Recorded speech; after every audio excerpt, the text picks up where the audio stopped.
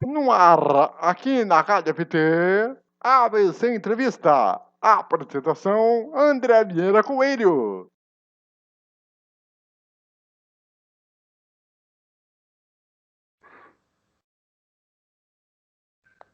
A você, amigo ligado na Rádio FT em todo o Brasil, um grande abraço. Estamos chegando para mais uma edição do ABC Entrevista em radioft.com.br e também no nosso canal do YouTube, Rádio Futebol Total. Ativa o sininho para receber as notificações, se inscreva, bora chegar a 2.000 inscritos. E no programa de hoje, estamos recebendo uma das melhores repórteres da televisão do Brasil.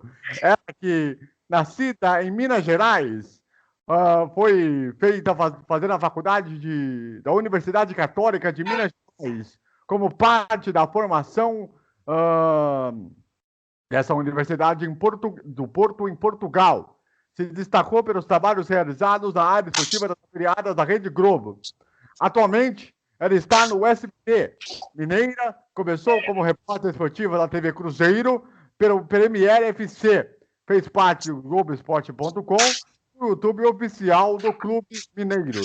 Na cobertura dos jogos, com entrevistas especiais, conseguiu mesclar entretenimento e jornalismo, atuou em séries, departamentos do clube, quando encarou passar por todos os treinamentos dos atletas.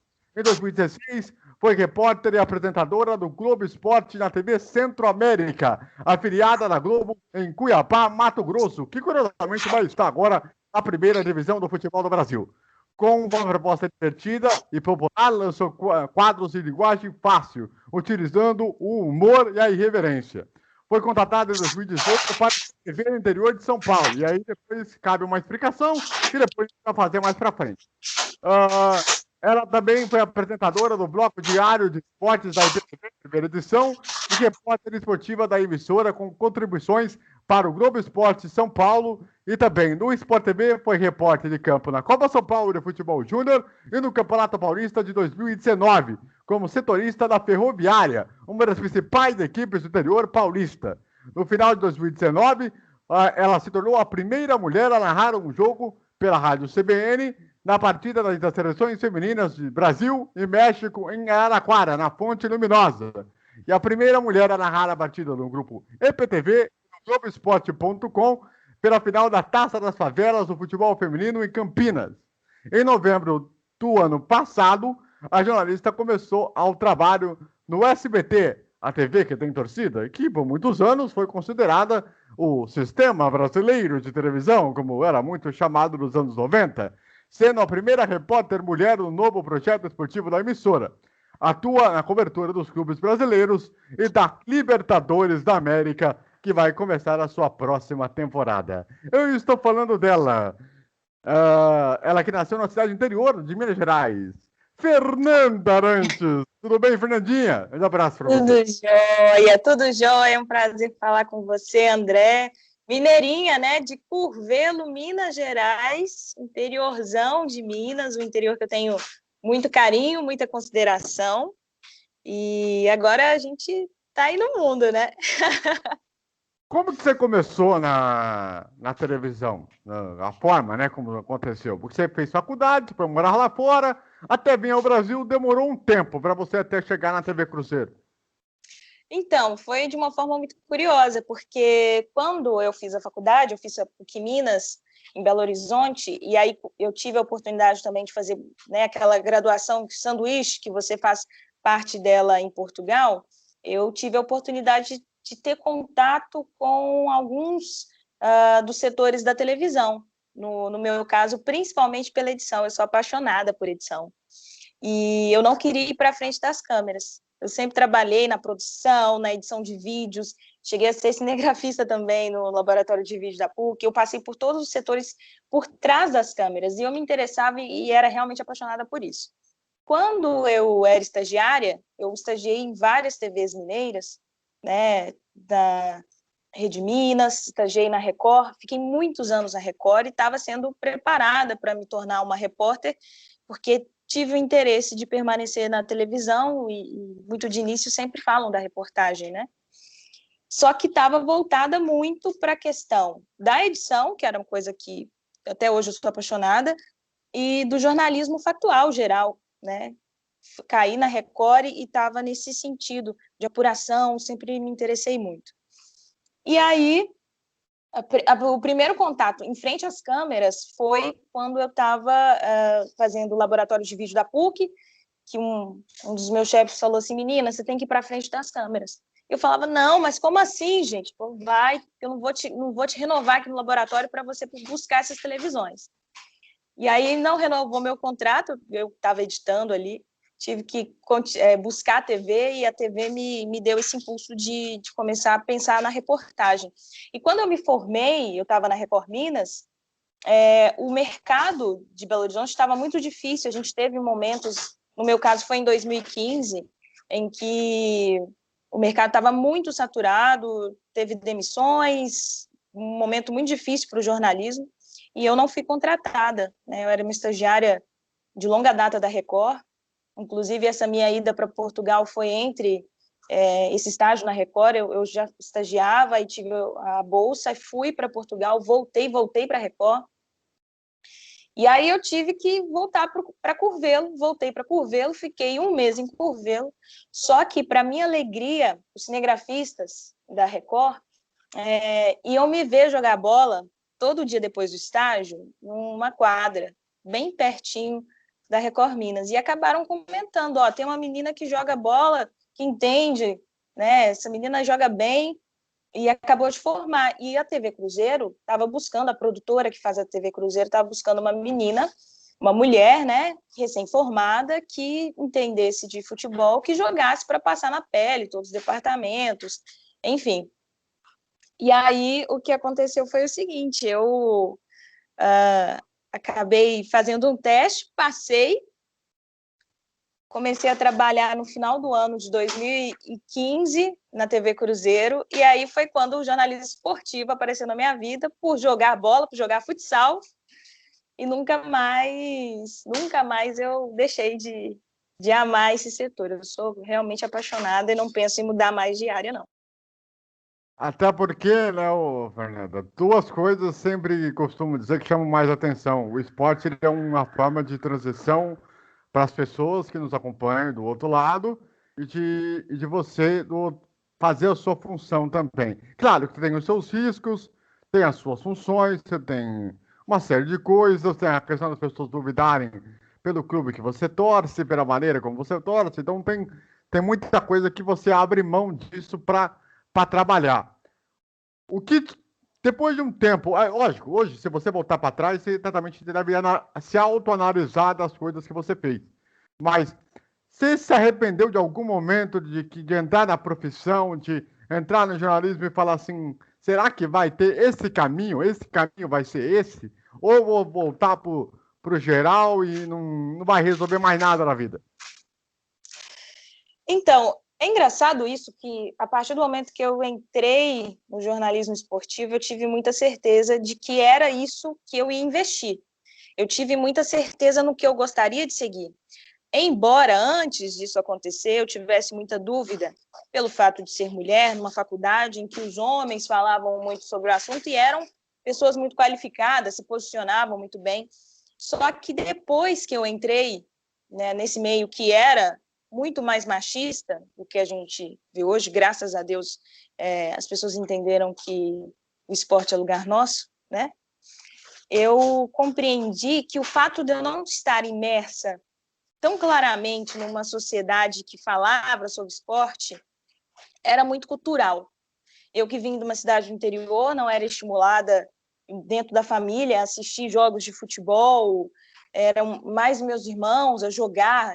Para você ter ideia, né, meu pai não deixava eu jogar futebol porque falava que moça tinha que ter, né, o corpo bonito, sem nenhum hematoma, sem quebrar nada. E aí, hoje em dia, eu, né, não vejo sentido nessa fala e nem ele. Mas, às vezes, né, tá tão imerso numa sociedade, uma coisa que as pessoas não percebem, que ainda bem que isso está sendo esclarecido e que a gente pode falar isso com tranquilidade para que realmente não aconteça mais, né? E que as pessoas podem mudar de visão, a gente pode ensiná-las, enfim. Então, eu achava que eu não tinha chance nesse mercado. até eu entender que sim, esse mercado poderia me abraçar e que é um mercado para todos e que a gente poderia mudar essa cultura, né? E foi nisso que eu me baseei. Eu comecei a trabalhar muito intensamente, eu acho que deixei até um pouco a minha vida pessoal de lado para poder dar certo isso nos últimos 6 anos e defender essa bandeira de ocupar novos espaços sendo mulher, junto com as outras mulheres que já vinham lutando, né? Que antes de mim tivemos grandes repórteres, temos grandes repórteres, e fazer dar certo, fazer com que essa carreira desse certo. Nunca pensei em voltar para o geral. Eu já fiz muito geral, porque em algumas afiliadas da Globo que eu passei, quando não tinha algum jogo, eu tinha que cobrir o geral. Fazia essa dobra, né? Que para mim era fácil, porque já estava imersa nesse mundo. Mas hoje eu me sinto totalmente realizada em ter condições como uma profissional qualificada, né, que se preparou para isso, que vem se preparando, acho que a preparação é diária, e de ter o espaço, de entender que o mercado também os abraça, que quer isso também, né, que essa igualdade. Isso para mim é muito legal. E você. É engraçado que você sempre teve um estado diferente. Você começou em Minas, foi para Mato Grosso, que é um estado completamente diferente, com um conceito completamente diferente, toda uma forma de linguagem, forma de falar, pronúncia, qualquer frase que você vai falar na cidade, no estado é completamente diferente. Como que você foi parar no Mato Grosso, em Cuiabá? Como que isso aconteceu? A forma que você me perguntou é muito legal. A gente que é repórter, ele normalmente está do outro lado, fazendo a pergunta, né? Até difícil estar nessa posição. Mas eu gostei muito da forma que você perguntou, porque foi exatamente isso, foi uma loucura. Eu, mineirinha, tive que me mudar, eu tive 3 dias para me mudar para outro estado, não conheci ninguém, foi um momento muito difícil da minha vida pessoal, de desafio, eu era muito nova, eu tinha 23 anos, e já cheguei, apresentei o Globo Esporte algumas vezes, um desafio enorme, a linguagem diferente, a cultura diferente, até a dança era diferente lá, né? Conhecer o rasqueado, o lambadão, mas foi muito importante para a minha carreira para construir o que eu sou hoje. Por quê? Primeiro, a questão do desafio, de você entender que muitas vezes você é mais forte do que você imagina para se adaptar e ser flexível. E segundo, porque eu cheguei num momento em que Cuiabá tinha poucos elementos de esporte que chamavam a atenção, mas nós tínhamos o desafio de fazer um programa de qualidade com entretenimento e para as pessoas locais, sabe, que também amam o esporte. Eu lembro que o Cuiabá estava na Série C, o Luverdense estava na B, caindo, e nós conseguimos resgatar muito isso. O estadual era de uma forma bem decadente, bem difícil, muitos times endividados, e nós resgatamos muito essa questão do amor do cuiabano, do mato-grossense pelo esporte. E para mim, né, como repórter, foi um exercício magnífico pelo fato de não ter tantas informações disponíveis, de ter aprendido a ir além na informação, porque quando você não encontra tão facilmente na internet, né, hoje eu vejo como é tranquilo, não é tranquilo, né, mas que tem mais elementos para você trabalhar com um São Paulo, um Corinthians, um Palmeiras, um Flamengo, sabe? Todos esses times que têm uma assessoria, têm um núcleo de comunicação, sabe? Espalhar a informação. E aí, quando você chega em clubes que a estrutura é totalmente diferente, uma cultura diferente, que primeiro você tem que aprender a cultura, entender o meio que você está imerso, e aí sim, depois, buscar as informações, sabe, de uma forma diferente, de uma forma alegre. Foi um exercício sensacional. Hoje eu tenho mais tranquilidade em chegar num clube e bolar algumas pautas, pensar em algumas coisas por causa desse exercício que Mato Grosso me trouxe. Sem falar que é uma cultura muito alegre, assim, com culinária maravilhosa, pessoas incríveis, um lugar quente, quente, quente, quente, difícil de morar por causa do calor, mas quando você se apaixona por aquele local, você vê mesmo o porquê de tanta felicidade, assim. Foi muito incrível esse momento da minha vida. 1 ano e 9 meses em Cuiabá, que eu aprendi e que eu evolui muito como profissional e ser humano. Agora, por que que você saiu do Mato Grosso para ir para São Paulo, primeiramente, por interior, né? Porque normalmente as pessoas, quando vai para um lugar, outro centro, já vai logo na capital, logo na primeira, né? Como na maioria das vezes. Aí você, de repente, você sai de um estado que não tem grande alcance nacional, para você ir para o interior de São Paulo, que é muito forte, que tem um dos principais clubes do interior envolvidos na Copa do Brasil, no próprio Campeonato Brasileiro, só tem uma noção, na Série B, nós já tivemos aí metade dos clubes do interior que estiveram na primeira divisão e estiveram entre as séries A, B e C. É um negócio de louco. Tá? Então, para você sair do Mato Grosso e você ir para o interior, por que que você escolheu o interior de São Paulo para se acostumar com São Paulo? Primeiro, porque eu já tinha a intenção de retornar ao Sudeste para ficar mais perto de casa, né? É uma questão de logística para poder ir para casa. Foi bem interessante isso para mim. Mas, principalmente, eu preciso falar isso porque foi um divisor de águas na minha carreira, pelo Paulistão.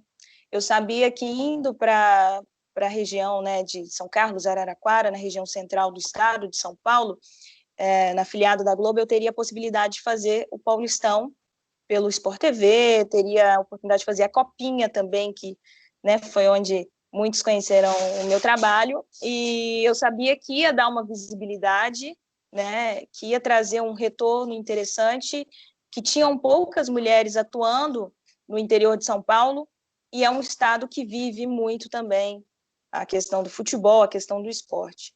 E eu teria a oportunidade de apresentar todos os dias um programa, que eu amo também a apresentação, mas principalmente pela força do estadual que tem em São Paulo, que é bem diferente isso em Mato Grosso, né?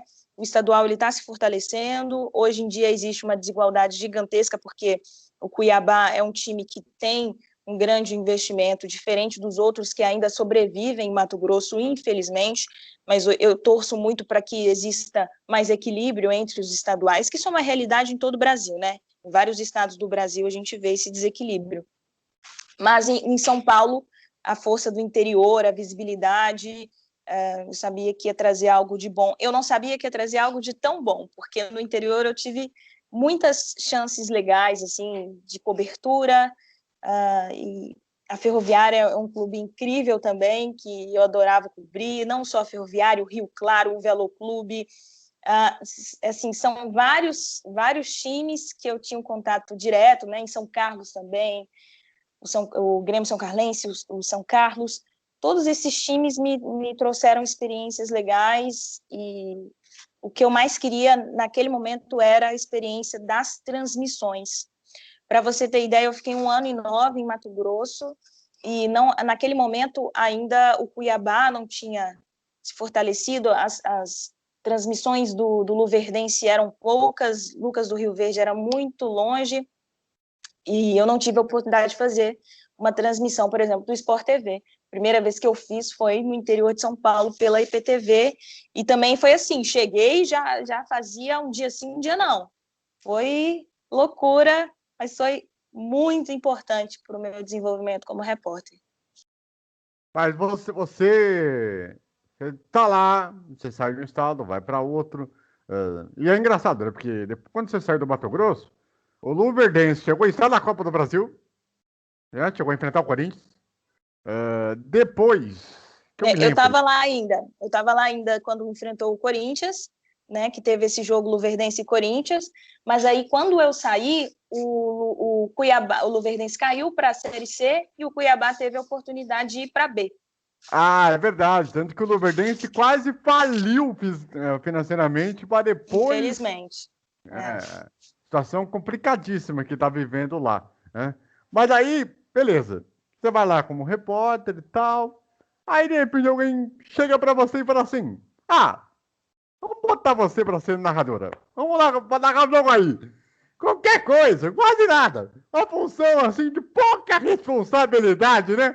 Tipo, tranquilo, super de boa, que poucas pessoas tinham utilizado essa função. Quem que deu essa ideia de você narrar jogo?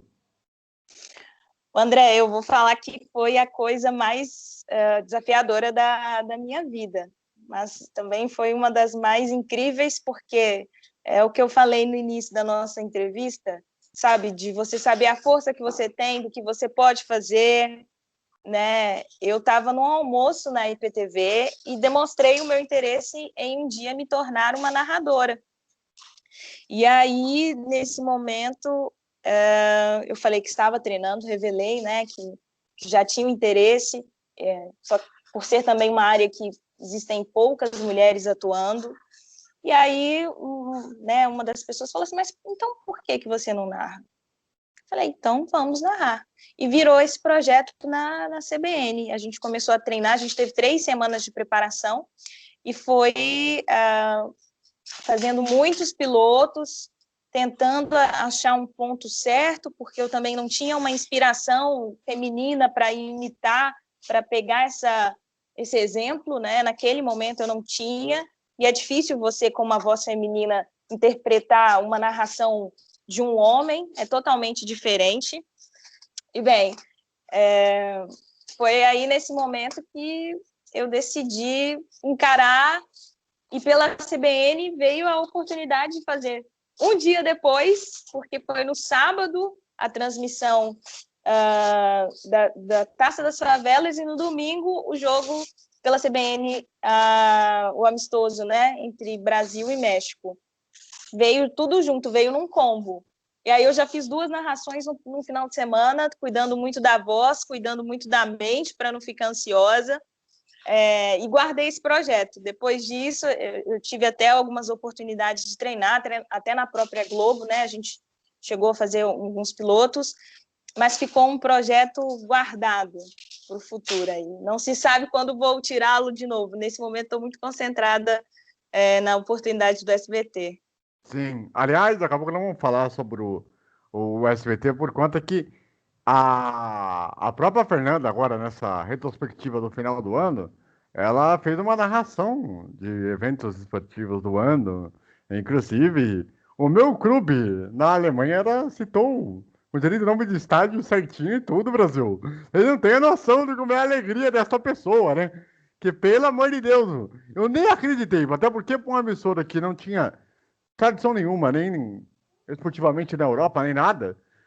De repente, se você falar o nome do estádio corretamente, se falar o nome de maneira corretamente, tudo isso para um público totalmente novo, que está no final do ano, uma virada de ano, é totalmente diferente. Mas, enfim, é uma questão que daqui a pouco a gente vai falar mais sobre isso. Mas já que estamos falando do SBT, eu tenho uma pergunta aqui. Algumas ouvintes mandaram pra gente, eu mandei lá no Stories do Instagram, para ver se a galera poderia dar um help, né?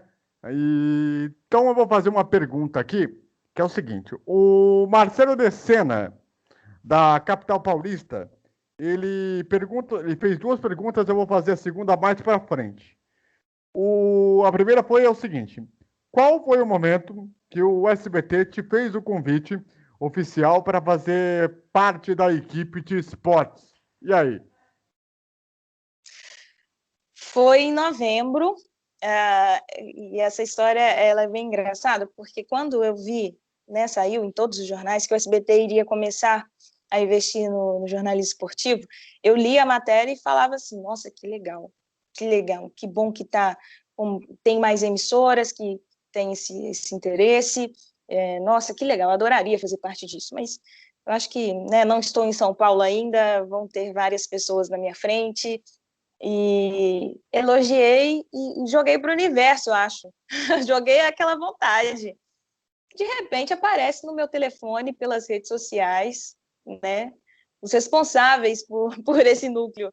E eu fiquei muito feliz que foi por um trabalho que eu vinha desenvolvendo há tanto tempo e que pessoas viram e que pessoas falaram do meu nome, eles buscaram saber e chegaram até mim. Então, foi uma surpresa muito boa, muito alegre. A ficha demorou a cair, eu já aceitei logo de cara. Eles me deram até 2 semanas para me programar. Então, foram 2 semanas que eu já sabia o meu destino em dezembro. Eu cheguei em novembro, perdão. Dia 2 de novembro já tava no SBT, né? Foi no finalzinho de outubro que eu recebi isso. Então, foram dias de segredo, mas que eu fiquei muito feliz, muito feliz. Eu sabia que eu tinha vontade de vir para São Paulo e tinha vontade de começar um projeto do zero, né? Que é o que o SBT tem feito e tem feito com muita maestria. Eu estou muito orgulhosa dos nossos frutos. E é engraçado, né? Eu tava vendo seus stories no Instagram de toda a sua mudança, né? Do nada você teve que pegar um avião e pegar um apartamento para você mudar tudo muito rápido, não sabendo o que fazer, não conhecendo a cidade de São Paulo praticamente inteira. E olha que eu fui para São Paulo algumas vezes por conta dos meus encontros lá com o Borussia Dortmund Brasil. E a única vez que eu fui no estádio, de fato, pessoalmente foi no Morumbi, quando teve os encontros dos Legends. Então, tipo, uma cidade muito grande. Não dá para conhecer absolutamente nada. Absolutamente nada. E aí você teve que chegar em São Paulo, achar uma casa para morar, ter que mobiliar tudo em pouco tempo, já tem que fazer uma transmissão logo de cara, depois tem que fazer matéria para o brasileiro, para o SBT Brasil. Gente, como que você Mas já conseguiu foi assim? pior. Já Ah, foi pior, já foi pior. Eu lembro que de Belo Horizonte para Cuiabá eu me mudei em 3 meses, eu não tinha onde morar. Eu fiquei morando 2 meses na casa da moça do RH, porque ela chegou para fazer a entrevista e falou assim: Fernanda, onde você vai morar aqui em Cuiabá? Eu falei: não sei ainda. Ela falou: não, peraí, vai para minha casa. Acabou que viramos amigas e que, né, ela me deu uma morada durante um tempo. São Carlos também foi da mesma forma. Eu sempre tive anjos, sabe? Que apareceram sem eu programar. Eu sempre fiz minhas mudanças sem programar nada. E aí deixei tudo também de mudança para trás, fui para São Carlos e consegui um apartamento. Em São Paulo eu tive mais tempo também, foi uma programação um pouco melhor, até porque eu já tinha um familiar aqui em São Paulo que me ajudou muito, meu irmão, e aconteceu também de uma forma muito natural. Eu acho que essa falta de medo, eu até vou usar a palavra coragem, mas eu acho que foi muita a ausência de ficar com aquela agonia do que vai acontecer. Eu só ia, eu vivia muito presente, sabe?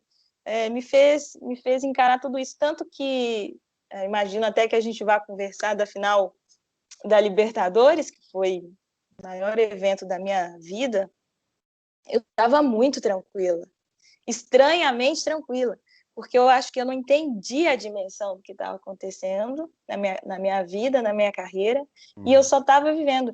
A vontade de trabalhar, sabe, André, assim, a vontade de fazer acontecer, de dar certo, sempre foi tão grande na minha vida que foi maior que o medo. A vontade sempre foi maior que o medo na minha carreira. você sempre quis fazer as coisas diferente do natural? Ou você queria fazer algo que todo mundo fala assim, olha, vai ser esse padrão, é esta forma de trabalhar, ou nada, ou você quis fazer tudo diferente, tudo diferente? Eu acho que é uma via de mão dupla, né? Quando você está dentro de uma empresa, você está prestando um serviço para a empresa, então você tem que atender o que aquela empresa pede, né? Uhum. Mas você também tem a sua personalidade, você tem a sua verdade. E a gente tem que valorizar isso, a gente não pode esquecer dela, muito pelo contrário, tem que saber unir essas duas coisas. E quando eu comecei na TV Cruzeiro, até por ser uma das poucas mulheres, eu ainda me senti um pouco acuada, né, de me posicionar. Eu estava aprendendo a como me portar na reportagem e aprendendo também a como conviver no meio, como levar situações. Quando eu cheguei em Cuiabá, eu cheguei um pouco mais preparada, mas aprendi muito também no mercado lá, Uhum. muito mesmo.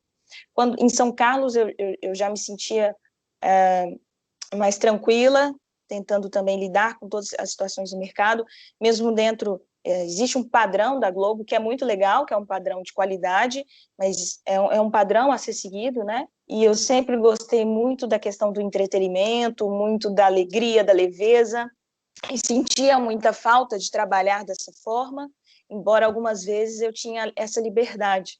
E quando veio o convite do SBT, o que me encantou foi essa forma de fazer o esporte que o SBT tem colocado, né? Está fazendo a proposta de ser um entretenimento, mas com muito jornalismo esportivo, com muita informação, com muita credibilidade.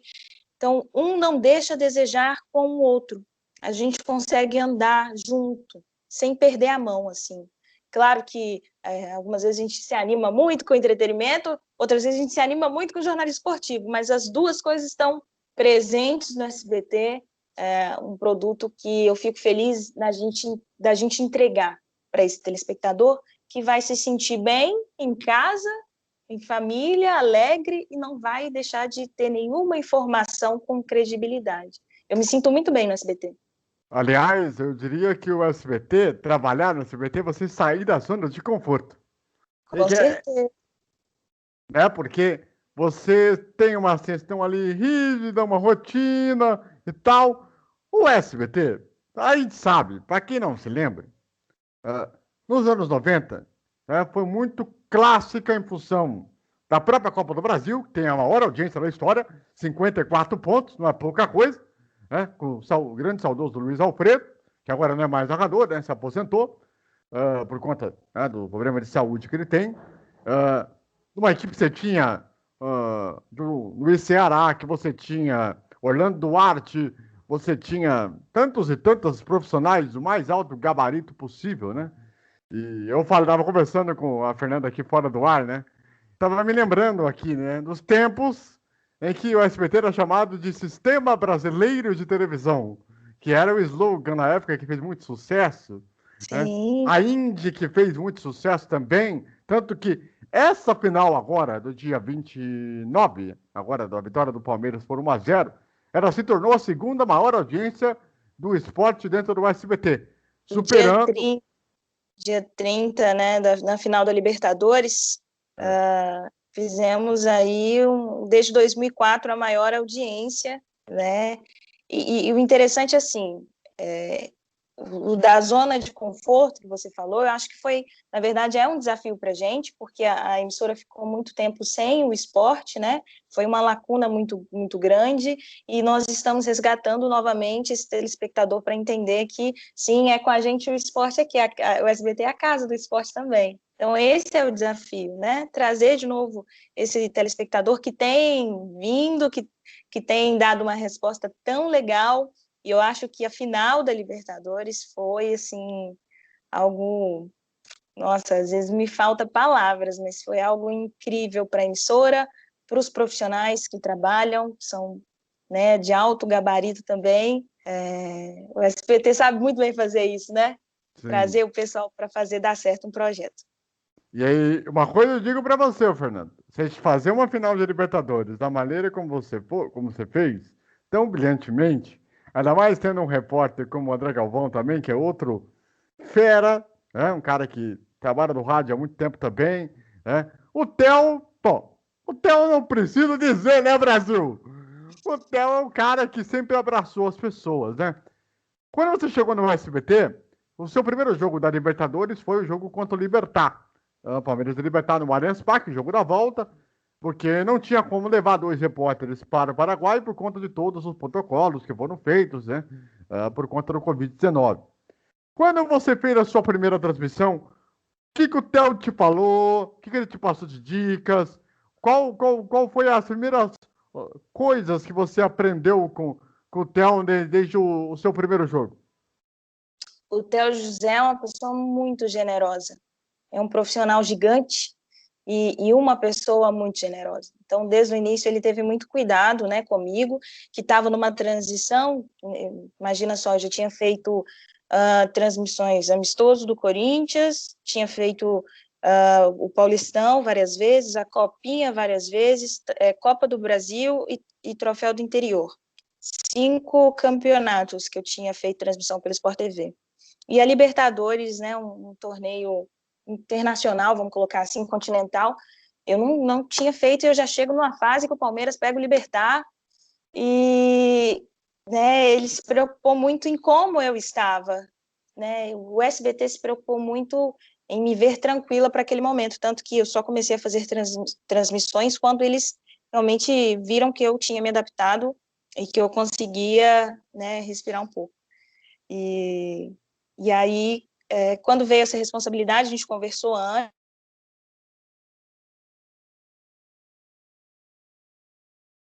Opa! Me ligaram aqui, é o trabalho. Voltamos. Oh, prossiga. Quando o Theo, né, viu que eu iria começar nessa sequência de transmissões, ele me ligou um dia antes, no dia também a gente se falou, então foi muito tranquilo. Eu estava nervosa na minha estreia, óbvio, mas foi muito tranquilo porque eu tive uma assistência, né? E o André também. O André foi uma pessoa sempre muito bacana comigo, de chegar e de falar, ó, ele me chama de mineira. Ô, mineira, o que você precisar? É assim, assim, assim. Então, eu tive muito suporte, sabe? Eu não vou contar exatamente as nossas conversas, não, mas eu tive um auxílio muito, muito grande. Foi tanto que depois, quando eu fiz o River Plate, já foi muito mais tranquilo. Tanto que o do jogo contra o River Plate, o Theo teve Covid-19, né? E isso até eu fiquei um pouco meio assustado, porque, né? A maneira como aconteceu com ele, a idade de que ele tá, né? 58 anos de idade.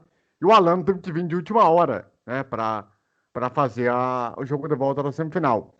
No jogo de volta da semifinal, como você não teve muito tempo para falar com o Alano, para trocar uma ideia, para fazer o time de chamar a informação e tudo, é, pesou um pouco a pressão de saber que, além de você ter mais audiência, essa troca de narrador de última hora poderia ter atrapalhado alguma coisa?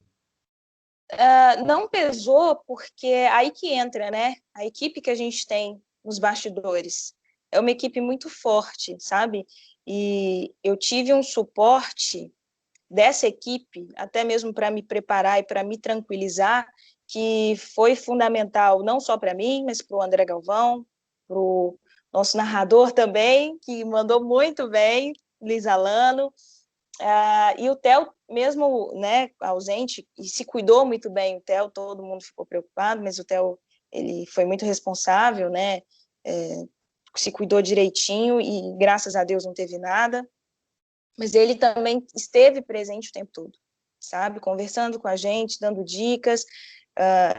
Eu queria que todo mundo pudesse ver como o Theo trabalha antes de uma transmissão. Então, quando ele soube, né, que foi de última hora, ele já tinha deixado todo mundo preparado, já tinha conversado com todo mundo. Então, quando nós chegamos para transmitir, né, a surpresa mesmo foi o Luiz Alano, que segurou muito bem e que foi bem bacana, foi forte também. Imagina o momento que você tem que substituir ali, sem muito tempo, né, de se preparar, e ele foi extremamente bem, mas nós já estávamos preparados pelo Theo e por toda essa equipe que foi incrível com a gente nos bastidores. A gente tem uma equipe muito forte. Ainda mais numa semifinal pesada, com o River Plate campeão da América, com o Palmeiras que vinha numa crescente com o Abel Ferreira, de uma maneira muito interessante.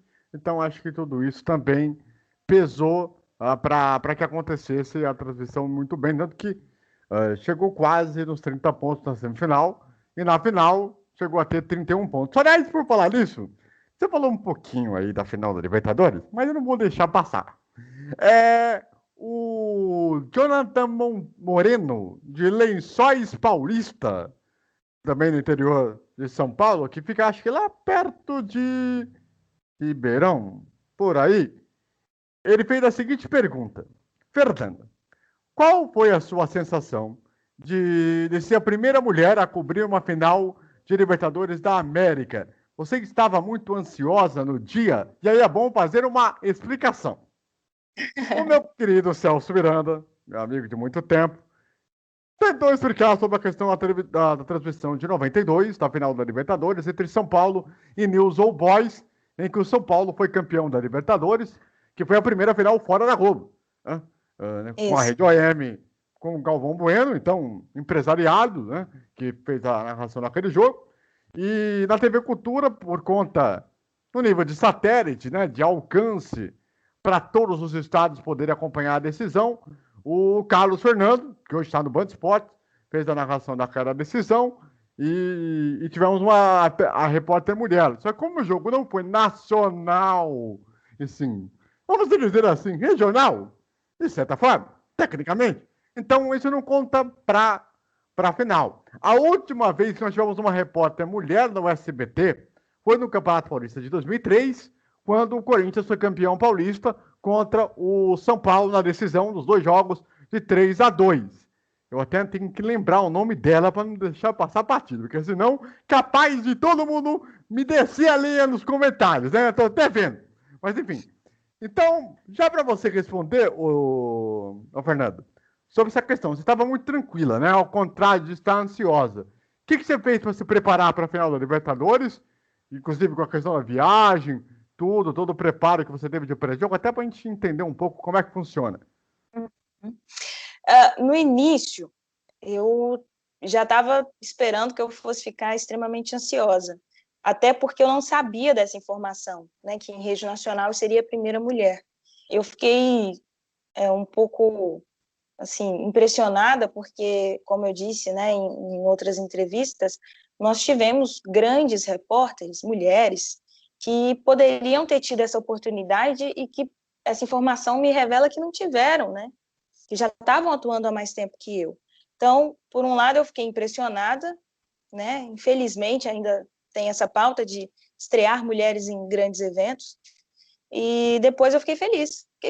Pensei, poxa, então tá, se essa é a realidade que a gente tem, que bom que agora, em 2021, a gente vai abrir uma porta e vai começar a mudar isso, né?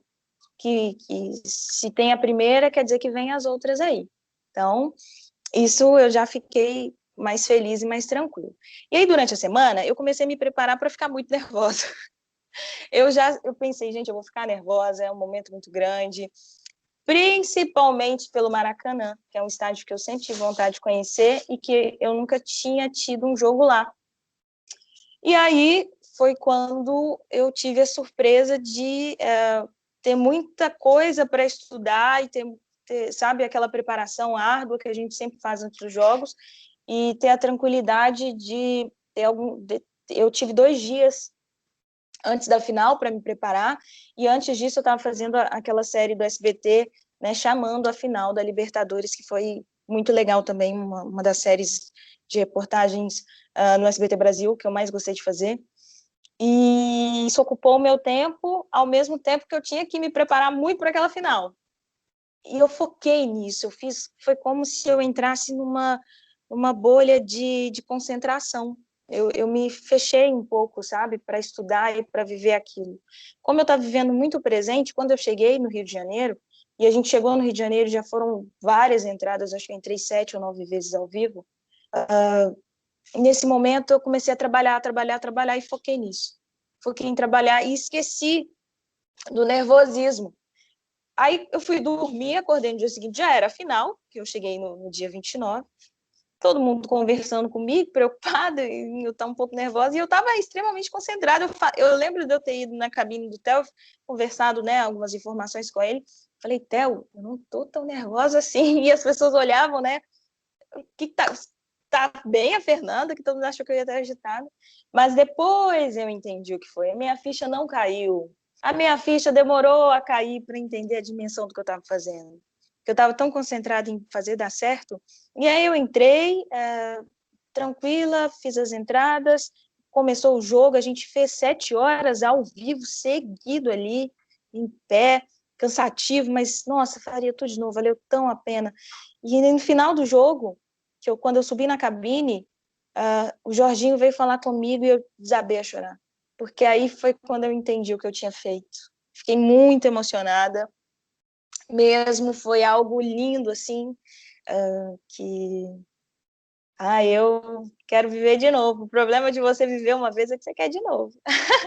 E aquela decisão, muita gente critica assim, mas o jogo foi feio. O jogo não foi aquela coisa. Mas aí as pessoas às vezes não entendem que foi jogo único, não dá para fazer um futebol vistoso, nem sempre, nem todas as finais do mundo vão ser assim, se há de concordar comigo, né? Então, André, eu até não falei isso em nenhuma entrevista, mas eu já esperava um jogo muito truncado. Primeiro, porque as duas equipes se conhecem muito bem. Segundo, que né, por ter esse conhecimento muito forte do adversário, eles iam saber anular o jogo um do outro. Então, foi um jogo que um conseguia anular o poder ofensivo de cada time. Isso aconteceu. E aí, a tensão que envolvia aquele jogo não deixou que a individualidade de alguns conseguisse sobressair para fazer a diferença ali no momento de finalização, né? Que é isso que a gente encontra muitas vezes em grandes jogos. Vai aquele cara que está com sangue frio e consegue fazer aquela finalização perfeita, né? Foi um jogo muito de emoções, mas por tudo que envolveu a final, por mais que tenha sido um placar magro, a questão de todo o pré-jogo, de quem ia jogar, as dúvidas, né, desfalques, a bolha que se fez também nas concentrações por causa da Covid, uma pandemia, algo que nunca se viu no campeonato de Conmebol Libertadores. Tudo que envolveu aquele jogo foi muito emocionante. Por mais que tenha sido um jogo truncado, né, que os times se anularam, que com um gol só, tudo que envolveu, e até mesmo a narração do Theo, eu falei isso com ele, o Theo trouxe essa emoção para a gente, que o torcedor estava sentindo. Não venham me falar, torcedores santistas e palmeirenses, que por causa do jogo, que estava ali, né, mais de boa, mas um conhecendo muito o outro, que não teve emoção. Foi tenso, sim. Foi um jogo muito tenso. Então, essas 7 horas que a gente viveu ao vivo fizeram a diferença assim, nessa emoção, por mais que eu já esperava um jogo dessa forma, né? Bem difícil. Foi um jogo difícil para os dois times. Foi extremamente difícil. Aliás, inclusive, um fato engraçado até, né? A narração do Theo do gol era muito curiosa, porque quando sai a jogada do Danilo, lá no meio-campo, ele faz a abertura para o Rony, lá para a direita, e ele faz o cruzamento lá para a área, na segunda trave, para o Breno Lopes fazer o gol. Na hora de narrar o gol, eu não sei o que aconteceu. Que ele errou o nome do Breno Lopes. Que é isso, Brasil? O que aconteceu aquilo ali? O Theo chegou a falar para você depois que sobre o erro do nome na hora do gol? Nem tchum. Não, não, mas o ao vivo, gente, o ao vivo é uma coisa muito da emoção, sabe? É difícil fazer o ao vivo. Então, às vezes nas transmissões pode acontecer um erro ou outro. Eu mesma vou te falar que, para mim, estava tudo certo, não teve nada, porque ali, quando se vive, é uma coisa única. Sabe, você ter o dom para narrar um momento que você não se prepara para ele, assim, não de informação, que a gente chega abastecido para acontecer qualquer coisa que a gente está pronto. Mas não dá para prever o que vai acontecer, né? Até mesmo quando a gente fala no dia a dia, né, fala com o coração, fala com a alma, a gente não consegue medir muitas coisas, né? Então é um desafio. Ao vivo é uma coisa de louco. Transmissão, para quem faz, sabe que é, é uma coisa que só quem tem muito sangue frio consegue, viu? Mas o bom disso tudo é que essa final agora, ela serviu para todo mundo aprender a entender como é que funciona, a maneira como vocês estão fazendo. E tanto que eu estou vendo aqui no cantinho da tela o quadro, né, com a Libertadores, né, Ah, do SBT, né? Então, tipo assim, eu acho muito legal essa sintonia que todo mundo está fazendo. Lógico, falta muita coisa? Falta. Talvez um pré-jogo maior, que muita gente tem pedido, né, nos jogos, inclusive durante a parte de grupos, né, que era uma coisa que deveria ter acontecido. Um pós-jogo também, minimamente ok, né, que é uma coisa que muita gente está pedindo também, até para a gente ouvir os personagens, para a gente entender tudo que está acontecendo, até a própria entrevista coletiva dos técnicos também. A questão de você lidar com o telespectador que está em casa, tudo isso está acontecendo, porque é aquela coisa. O público de TV fechada é completamente diferente do público de TV aberta. Mais pessoas, mais responsabilidade. As pessoas falam muito da questão do. Ah, tem alcance, não tem alcance nacional, disso, daquilo? Acho que é muito relativo, né, ô Fernanda? Porque se você está fazendo um jogo para um país todo, você sabe que muitas pessoas vão estar assistindo ali. Mesmo que não seja, sei lá, 10 mil pessoas ou 20 mil pessoas, você sabe que tem muitas pessoas ali. Eu acho que essa é a maior diferença em relação à TV fechada, não? São veículos diferentes, com características bem peculiares. Eu acredito, André, que assim, o que a gente fez na final mostrou que a gente está realmente muito dedicado para o nosso telespectador. Nós fizemos o maior pré-jogo da história da TV nacional aberta. Nunca ninguém fez algo como a gente fez, sabe? Foi algo grandioso. O espaço que o SBT nos deu e a forma como tudo se desenrolou foi demais. A gente está no núcleo que se formou e que está com muita vontade de dar certo, né? Já deu certo, né? Já está dando certo. E a gente vai chegar com mais e mais força e mais novidades, sempre com a vontade de fazer, levar o nome do SBT ainda mais longe no esporte e de crescer, né, o esporte aí na grade da emissora. Claro que sempre com muito respeito, muito cuidado e com muita determinação. Então, acho que a final foi um grande jogo para quem assistiu, para quem escolheu estar com a gente, né, nesse momento. E aí você me pergunta, né, como que vai ser futuro, Libertadores. Eu só posso falar, continuem com a gente, que temos muito a ser feito ainda. A gente está muito animado. Inclusive, né, o Marcelo Luciano, ele faz uma pergunta para você que é o seguinte: e as expectativas para essa nova fase? Se teremos alguma possível ampliação do time de esportes e tal, toda aquela coisa que todo mundo está se perguntando, todo mundo certamente te pergunta para você exatamente nas redes sociais. Então, já que ele fez a pergunta, eu vou passar para você responder. Então, a Libertadores segue com a gente, né? No SBT, a gente já está se preparando para essa nova edição. Agora, o que vem por aí no SBT do esporte, eu não sei. Tem que ver com o SBT, entendeu? É com a galera do SBT, não vamos me comprometer. Ó. Exatamente, exatamente.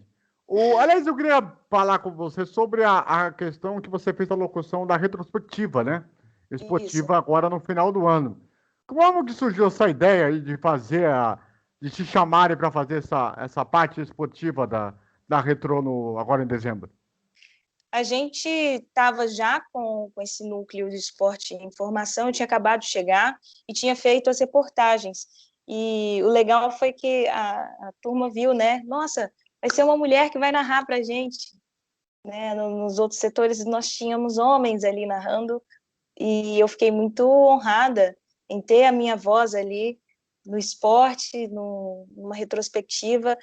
Não é fácil você narrar fatos que uma hora são muito alegres, uma hora são tristes, né? Foi um exercício mesmo de locução, de voz, que eu fiquei muito feliz, emocionou a minha família demais, porque quando você vê que consegue fazer ali nesse nível, né, que o SBT produziu essa retrospectiva, nossa, foi só alegria, foi uma baita de uma recepção, né? Colocar a sua voz ali na retrospectiva da SBT, que honra, nossa, foi demais.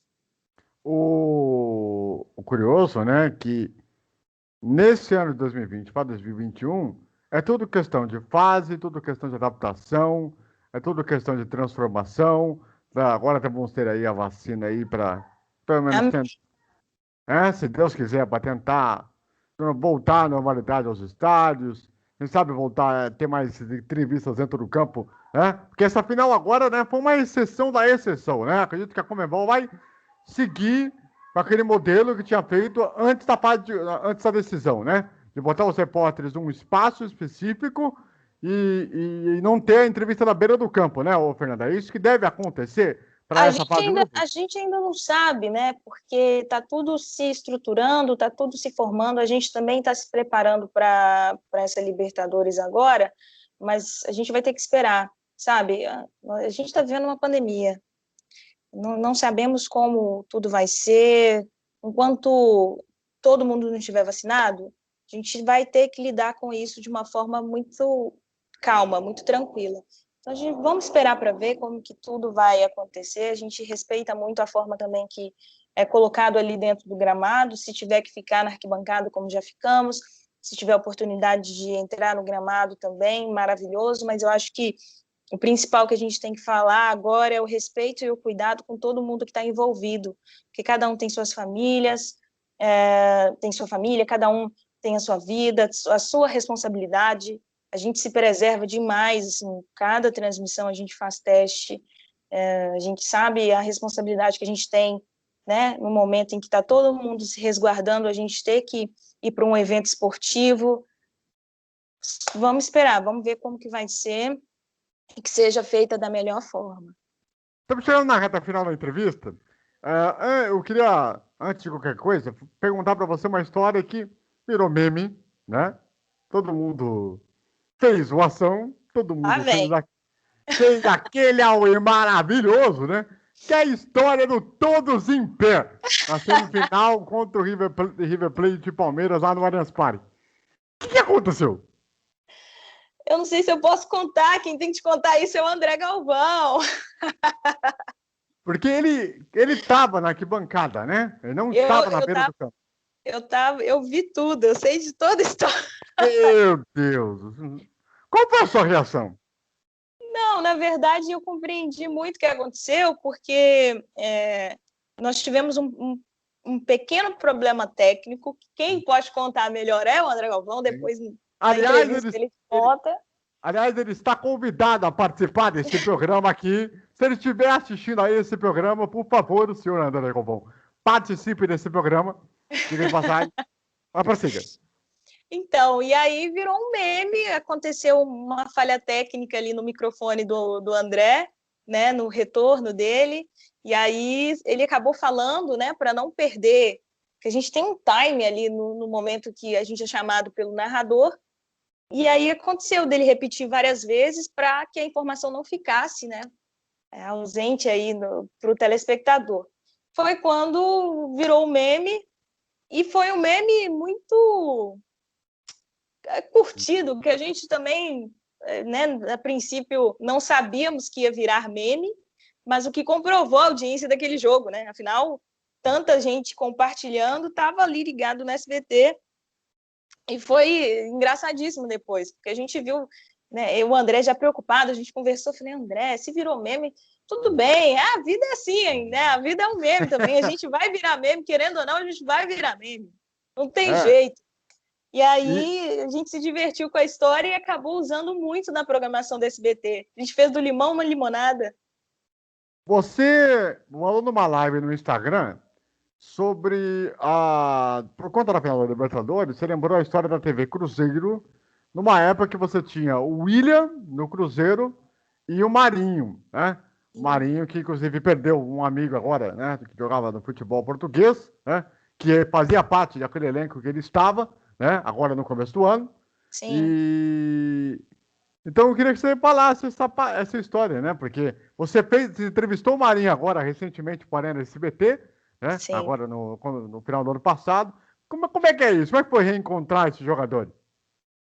Muito doido, viu? Porque eu os conheci no início da minha carreira e especificamente os dois foram jogadores muito gentis comigo, pessoas que são do bem mesmo, pessoas que sempre foram generosas em conversar, em serem solícitos, porque nós que somos repórteres, a gente incomoda muitas vezes, né? A gente pede entrevista, não sei o quê, e aí eles sempre foram muito bacanas comigo, pessoas do bem, e foi o início da minha carreira, eu estava aprendendo muita coisa.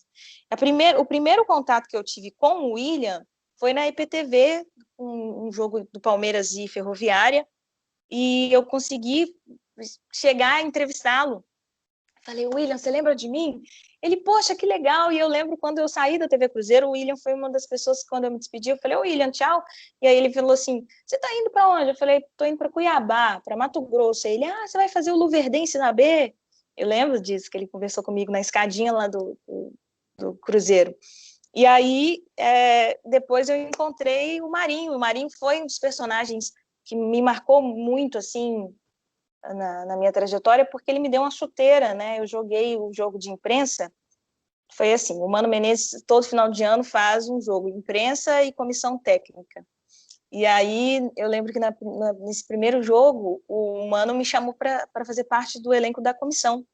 E eu entrei para jogar e o David estava na lateral, fez um lançamento para mim, eu já peguei na banheira e meti um gol.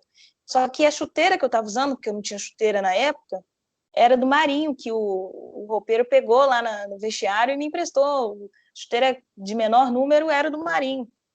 A chuteira 38, calça 36. E aí eu falei, pô, Marinho, você me emprestou a chuteira, eu fiz gol no amistoso. Falei, mentira, eu acabei de usar essa chuteira aqui no treino, isso no dia seguinte. No treino eu fiz 2 gols. Peraí, vou te dar um presente. Foi lá, pegou uma chuteira e me deu, autografou.